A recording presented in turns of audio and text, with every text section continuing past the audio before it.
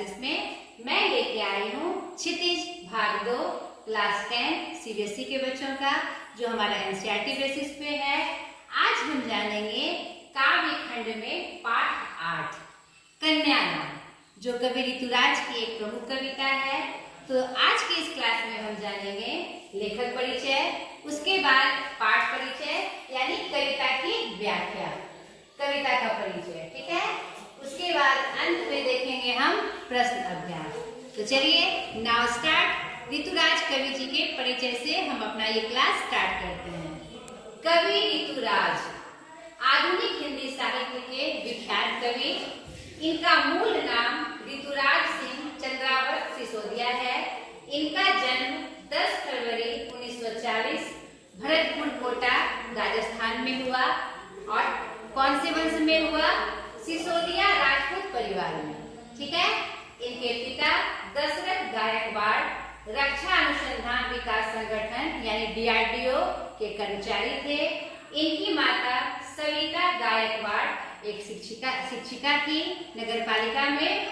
और इनकी जो शिक्षा है वह एमए अंग्रेजी से उन्होंने कंप्लीट की राजस्थान विश्वविद्यालय से, ठीक है। इनका जो पेशा था, ये कवि थे, लेखक थे और ये संपादक भी रहे। इन्होंने बहुत सारे पत्र पत्रिकाओं का संपादन भी किया। इनकी जो विधाएं हैं, इन्होंने काव्य लेखन और मुख्य रूप से संपादन का काम किया। इनकी प्रमुख रचनाएं मैं आंगिरस, पुल पर पानी, अबेकस, लीला मुखारबिंद, सूरत निरत प्रमुख है। और इनके साहित्य रचना के अमूल्य योगदान के लिए उन्हें बहुत सारे पुरस्कार प्राप्त हुए, जिनमें प्रमुख रूप से बिहारी सम्मान, पहल सम्मान, सुब्रमण्यम भारती हिंदी सेवा सम्मान प्रमुख है। इनका निधन 8 जुलाई 2009 को जयपुर में हुआ। अंत का समय उन्होंने वहीं गुजारा। तो ये इनका पूरा परिचय था। अब चलिए बच्चों, पाठ के माध्यम से यानी कविता के माध्यम से हम देखें कि कन्यादान में कौन सी विषय वस्तु और कौन सी नई विषय वस्तु, क्योंकि ये किस काल के हैं? आधुनिक हिंदी काल के हैं। तो कन्यादान नाम से ही एक मार्मिक प्रसंग लग रहा है, लेकिन इसमें उन्होंने एक नई विषय वस्तु को जोड़ा है। तो चलिए हम पाठ के माध्यम से देखें कि कौन सी विषय वस्तु हमारे सामने प्रस्तुत होती है।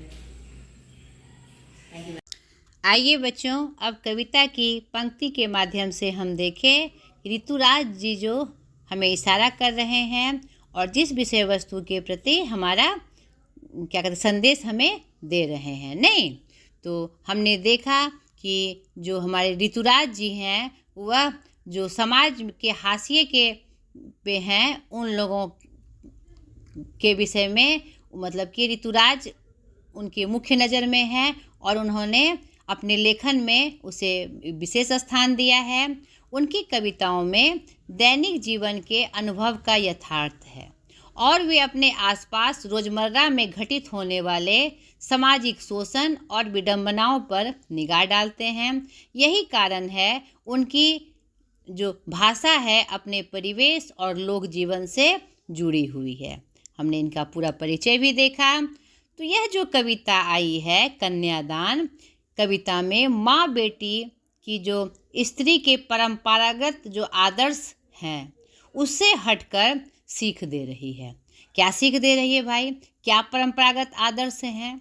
हर माँ अपनी बेटी को सिखाती है, जब उसकी शादी हो जाती है, जब उसकी विदाई होने लगती है, तो हर माँ सिखाती है कि बेटी अपने संस्कार का अच्छे से पालन करना, ठीक से रहना, अपने कुल का नाम डुबोना नहीं, अपने घर मतलब मायके का कुल का भी नाम करना, जहाँ जा रही हो वहाँ के भी कुल का नाम करना, आदि आदि बहुत सारी बातें उसे सिखाती है।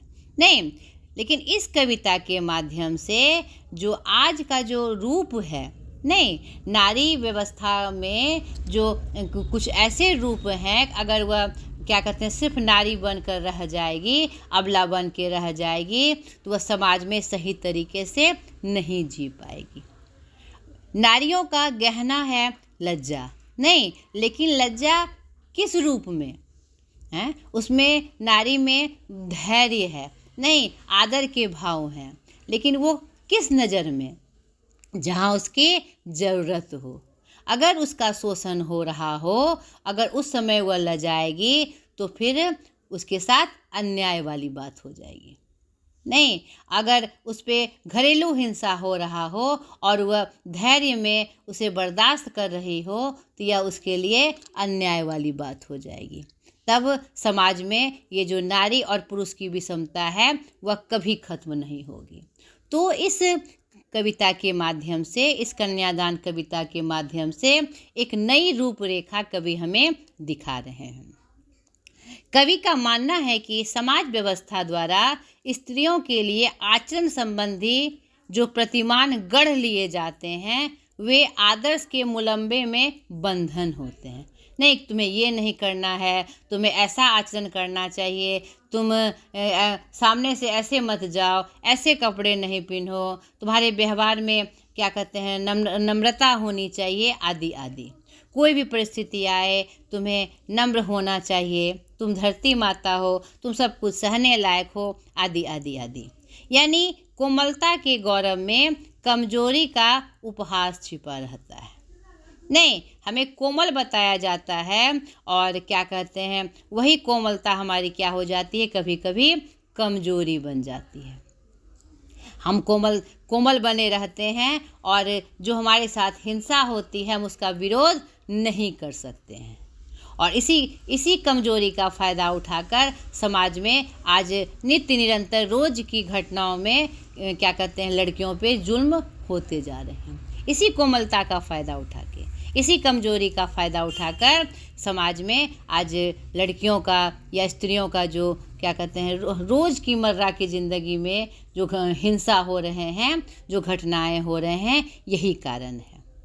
तो इस कविता के माध्यम से मतलब कि कवि इशारा कर रहे हैं कि लड़की जैसा ना दिखाई देने में इसी आदर्शी कारण का प्रतिकार है। बेटी माँ के सबसे निकट होती है, नहीं उसके सुख दुख की साथी होती है, इसी कारण उसे अंतिम पूंजी कहा गया है। कविता में कोरी भावुकता नहीं बल्कि माँ के संचित अनुभवों की पीड़ा भी प्रामाणिक रूप से अभिव्यक्त हुई है। यानी बेटी एक पूंजी की तरह है तो उस पूंजी को हम बेवजह बर्बाद क्यों करें। यहाँ ये इशारा किया जा रहा है कि हमारे जीवन भर की अगर पूंजी है तो यानी कि हमने उसे संभाल के रखा है तो उसे हम यूं ही क्यों बर्बाद होने दें। इस छोटी सी कविता में स्त्री जीवन के प्रति ऋतुराज जी की गहरी संवेदनशीलता अभिव्यक्त हुई है। तो चलिए कविता की पंक्तियों के माध्यम से इसे और स्पष्ट करें। कन्यादान, कितना प्रामाणिक था उसका दुख, लड़की को दान में देते वक्त जैसे वही उसकी अंतिम पूंजी हो। सही बात है, लड़कियां एक पूंजी की तरह होती है और उसका दान करना मतलब ऐसा लगता है कि वह उसकी अंतिम पूंजी हो, क्योंकि छोटी छोटी पूंजी को जोड़कर यानी छोटे छोटे अरमान को दबाकर वह अपने लड़की को तैयार करती है, नहीं उसे एक बड़े पूंजी के रूप में तैयार करती है। और अगर वो जब उसी का दान कर दे तो वह उसके लिए क्या हो जाती है, अंतिम पूंजी हो जाती है। लड़की अभी सयानी नहीं थी, अभी इतनी भोली सरल थी कि उसे सुख का आभास तो होता था लेकिन दुख बाँचना नहीं आता था। नहीं, जब बेटियां मायके में होती है तो उसे मतलब कि दुख का ज़्यादा एहसास माँ नहीं कराती है, नहीं उसे सुख ही सुख होता है।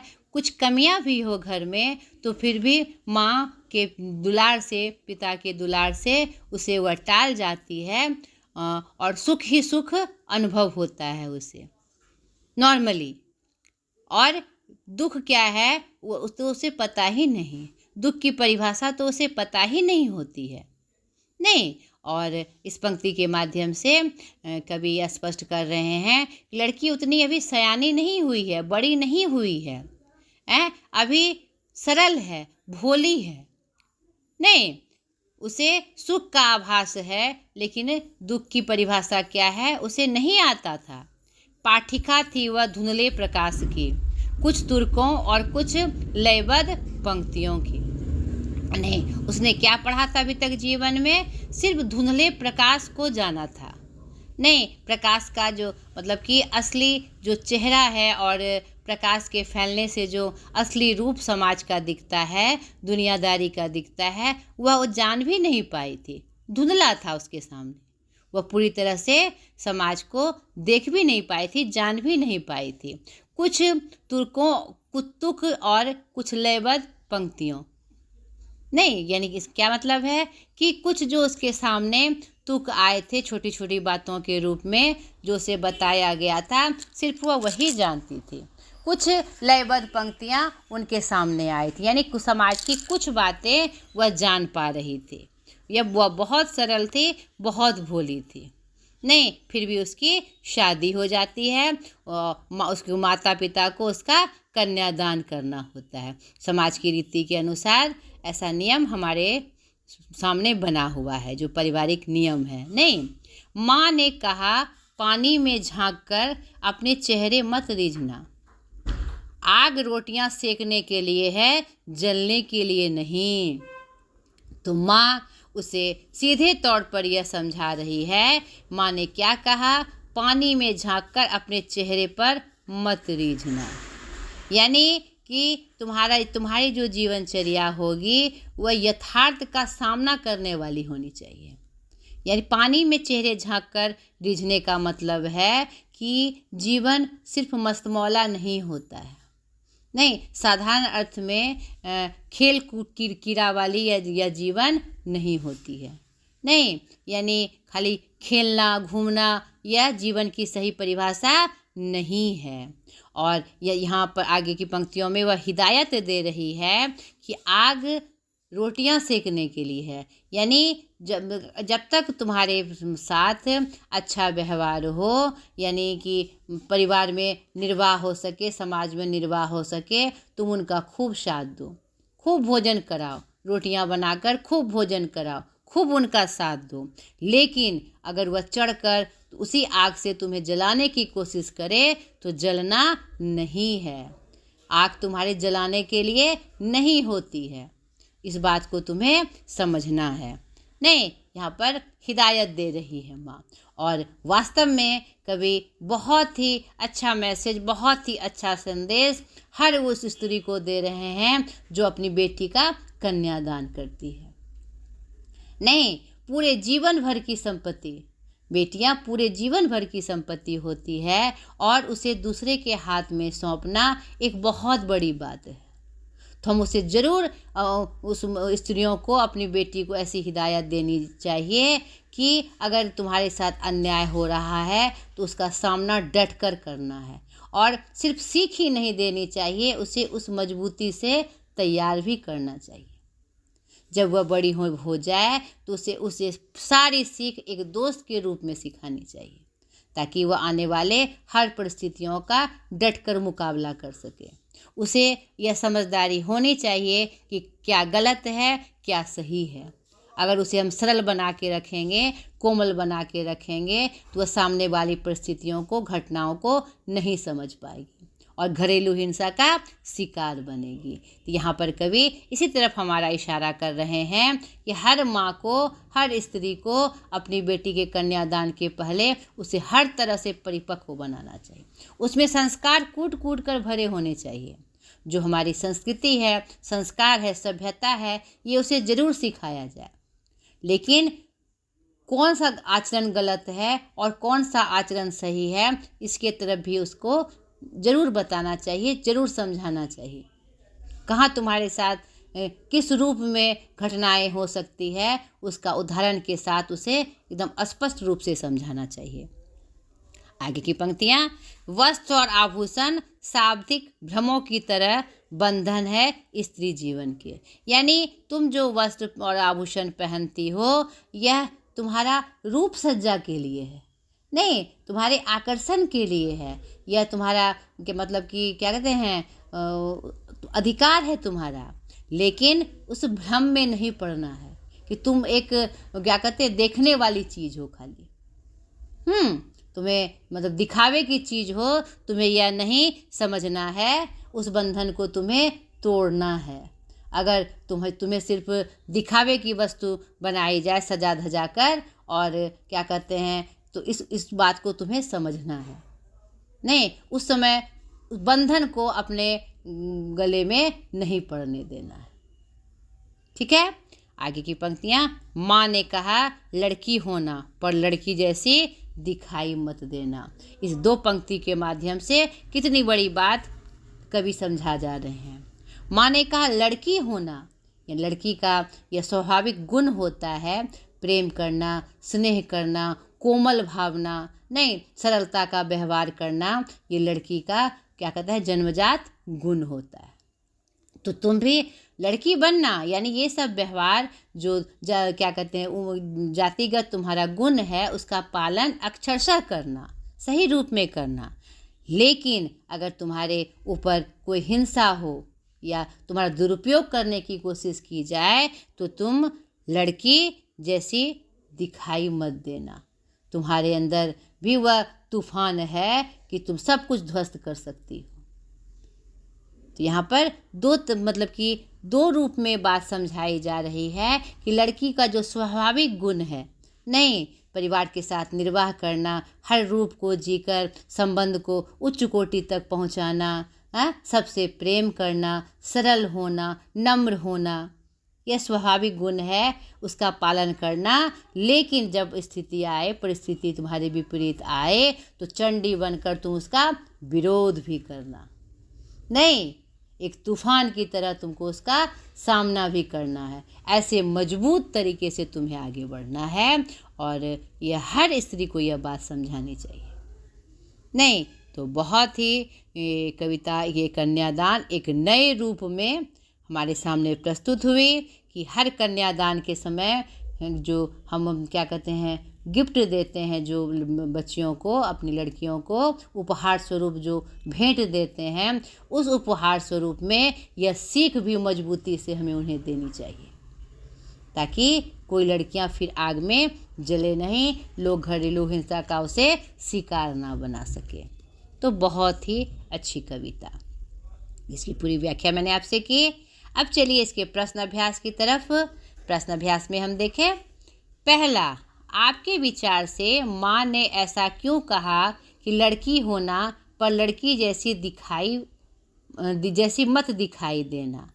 तो अभी मैंने इसे तुरंत स्पष्ट किया कि मेरे विचार से माँ ने ऐसा इसलिए कहा कि लड़की होना मतलब लड़की होने का जो लड़की स्वाभाविक गुण है लड़कियों का, नहीं सबसे प्रेम करना, नम्र होना, सरल होना, नहीं रिश्तों का निर्वाह करना आदि, तो वो तुम सब कुछ करना, लेकिन तुम्हें भीतर से एक मजबूत तूफान बनकर रहना है, ताकि अगर परिस्थिति ऐसी आए तो तुम उसका सामना कर सको।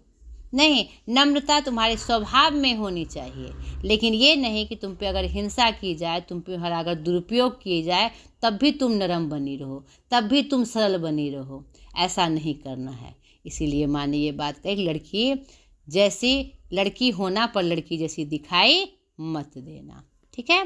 दूसरा, आग रोटियां सेकने के लिए है, जलने के लिए नहीं। इन पंक्तियों में समाज में स्त्री की किस स्थिति की ओर संकेत किया गया है। तो आग प्रस्तुत पंक्ति हमारे पाठ्य पुस्तक कन्यादान कविता से ली गई है, जिसके कवि ऋतुराज जी हैं। तो में इस पंक्ति में समाज में जो स्त्रियों को जो जलने की जो घटना बार बार होती है, ससुराल में जो जिंदा जलाई जाती है, मतलब कि हर 10-15 दिन में कहीं ना कहीं से ये समाचार हमें प्राप्त होता है कि दहेज के कारण उसे जला दिया गया, नहीं मतलब किसी बात पे उसे जिंदा जला दिया गया, उस पर तेल छिड़क के जला दिया गया, उसे एसिड से जला दिया गया, आदि आदि। तो यहाँ पर इस तरफ इशारा किया जा रहा है, संकेत किया जा रहा है कि लड़कियों की स्थिति ऐसी नाजुक है। माँ ने बेटी को सचेत करना क्यों ज़रूरी समझा। तो माँ ने बेटी को सचेत करना इसलिए ज़रूरी समझा कि आज चारों तरफ का माहौल ऐसा है जहाँ पर लड़कियों पे बहुत सारे जुल्म हो रहे हैं, नहीं, उन्हें उनकी कोमलता का, उनकी सरलता का फ़ायदा उठाकर लोग उसके साथ घरेलू हिंसा कर रहे हैं और बहुत जो मतलब कि जो एकदम घृणित कर्म है, कुकर्म है, वह उसके साथ किया जा रहा है। नहीं, बहुत सारे अपराध उसके साथ किए जा रहे हैं।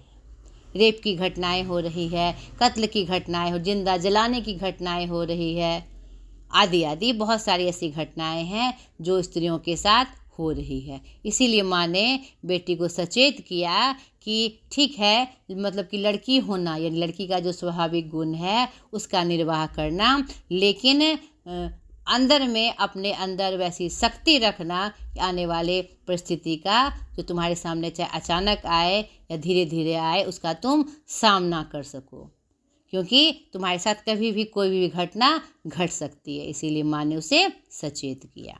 ठीक है। तीसरा, पाठिका थी वह धुंधले प्रकाश की, कुछ तुर्कों और कुछ लयबद्ध पंक्तियों की, कुछ तुकों और लयबद्ध पंक्तियों की। इन पंक्तियों को पढ़कर लड़की की जो छवि आपके सामने उभर कर आ रही है उसे शब्दबद्ध कीजिए।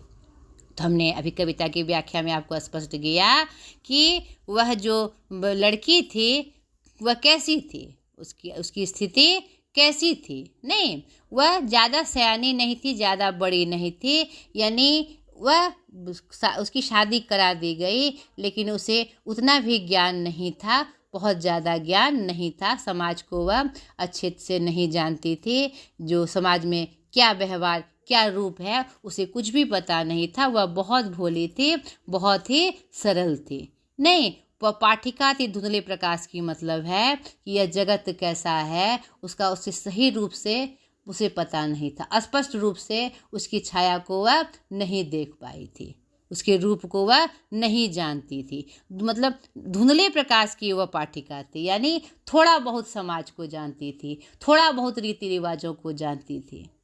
क्या उस मतलब की स्थिति है महिलाओं की समाज में, उसे यह बिल्कुल भी पता नहीं थी। कुछ तुक थे जो उसको पता थे और कुछ बातें मतलब लयबद्ध पंक्तियों के रूप में उसे पता थी, जो उसने बचपन से सुना था, समझा था। नहीं, बहुत सारी बातें उसे पता नहीं थी। तो ऐसी स्थिति का पता इस पंक्ति के माध्यम से स्पष्ट होता है। ठीक है। माँ को अपनी बेटी अंतिम पूंजी क्यों लग रही थी?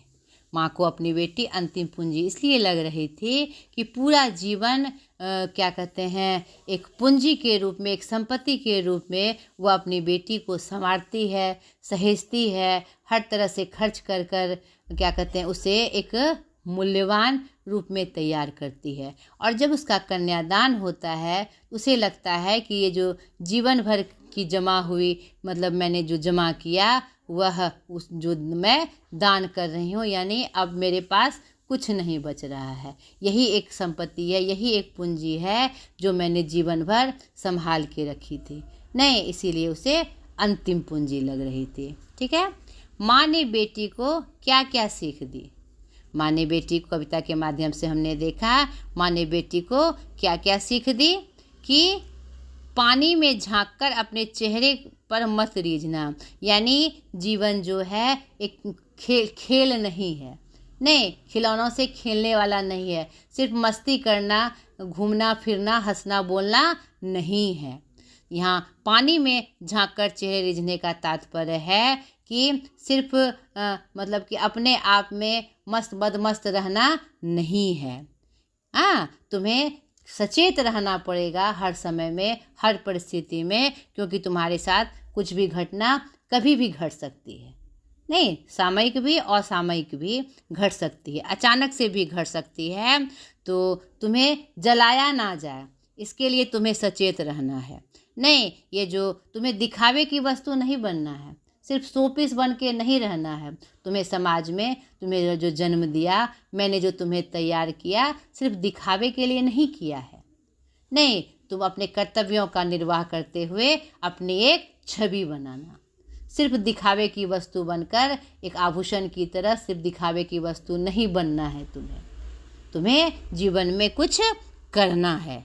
नहीं, और स्पष्ट रूप से कहा कि लड़की का जो स्वाभाविक गुण है, लड़की बनना, लड़की होना, लड़की जैसी दिखाई नहीं देना। लोग तुम्हें कोमल समझे, सरल समझे और तुम्हारा दुरुपयोग करे, वैसे रूप में तुम समाज के सामने प्रस्तुत नहीं होना। तो इन सब बातों से माँ अपनी बेटी को सीख दे रही है। रचना और अभिव्यक्ति। आपकी दृष्टि में कन्या के साथ दान की बात करना कहाँ तक उचित है, हैं? तो आपकी ये एक परंपरा है कन्यादान की। क्या कहते हैं, अगर कन्या की साथ दान की बात यानी के साथ, अगर यह जो आर्थिक रूप से अर्थ की बात हो रही है, अर्थ की दृष्टि से कन्या के साथ जो दान दहेज दिया जाता है उसकी बात अगर हो रही है तो मैं उसका विरोध करता हूँ। नहीं, विरोध करना चाहिए, क्योंकि यह उचित नहीं है। बेटियों को जो हम दान करते हैं यही तो सबसे बड़ा दान हो जाता है। नहीं, जीवन भर की संपत्ति, मतलब कि 20-22 साल तक मेरे घर में रहकर हम अपने कलेजे के टुकड़े को आपको दान दे रहे हैं, यही सबसे बड़ी पूंजी होती है। नहीं, उसके साथ जो दान में हम पैसे या और भी कुछ आवश्यक चीज़ें उसके साथ देते हैं तो उससे उसकी महत्ता कम हो जाती है। इसीलिए यहाँ पर यह उचित नहीं है। पाठ्येतर सक्रियता।